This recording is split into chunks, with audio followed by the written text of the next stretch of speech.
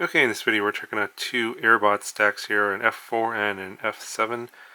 These are pretty good stacks. I think they're well regarded in the community, used in a lot of builds. And the F4 stack here, the one on the right, you've actually seen this already on my channel several times, in fact, and it's actually the stack that's in the HobbyMate Meteor and also on the Comet, and I've talked about this stack before in those videos. I'll link those videos in the description and put cards in the corner if you want to get a little bit more detail, but just wanted to show you that you can buy this stack obviously separately, and it comes like this. Both of these stacks come with the Typhoon 32 4-in-1 ESC, which is a 35 amp 32-bit ESC, and it has full ESC telemetry, current sensor, all the pretty much everything that BLA32 offers. So they're not really skimping on anything here. Obviously you can get cheaper stacks like the Diatone Mamba, for example, but that's also 4, but that has only 3 UARTs. This one here has 5 UARTs because it uses the Omnibus Fireworks I think the FW firmware, so this one does have 5 UARTs available to you. This one has an MPU 6000 on board.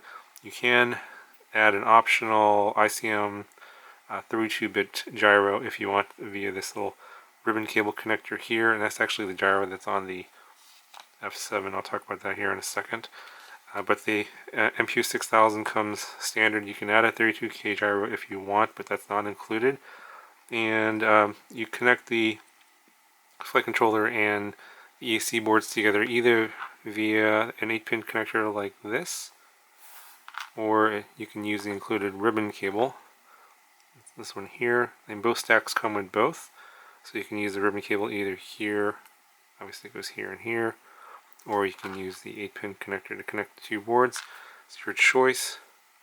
And then the same goes for the F7, has the same ribbon cable connector or the 8-pin connector.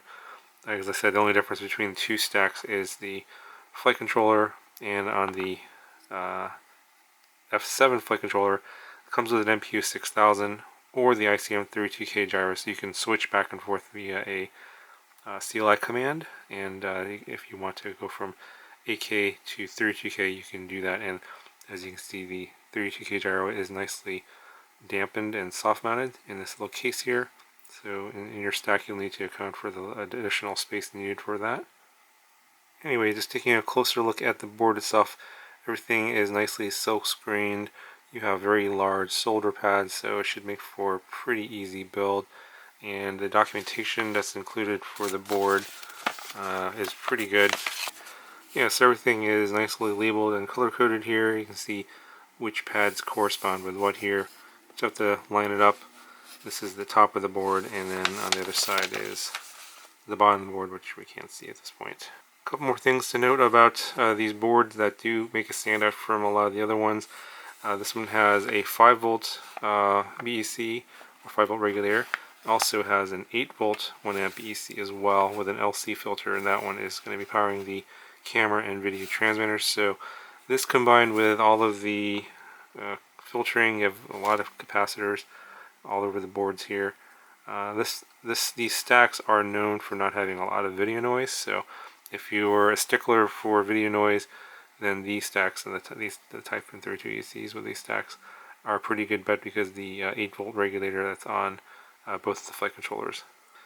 And a couple more things to note. While the F4 has 5 UARTs available to you, the F7 has 6 UARTs available to you. So if you have a lot of devices, GPS, Crossfire, etc., plenty of UARTs on the F7, of course.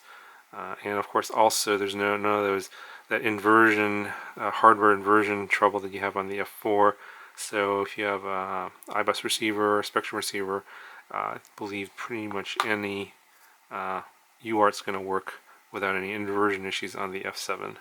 And the last thing, of course, is that in case it wasn't obvious, both these stacks are 3 to 6S capable, so definitely ready for any of your 6S battery, 6S builds. So these two stacks are going to fit those needs no problem. And like I said, these aren't the most inexpensive stacks out there. There's definitely less expensive options out there, but These two are very complete in terms of their feature set. They're very reliable. You can see the boards are very thick.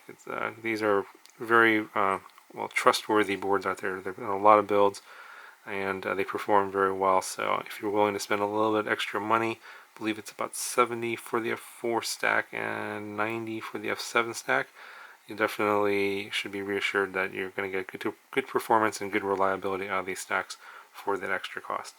Anyway, that's a quick overview of these two stacks. Put links in the description for both of these if you're interested in checking them out and putting them in your build.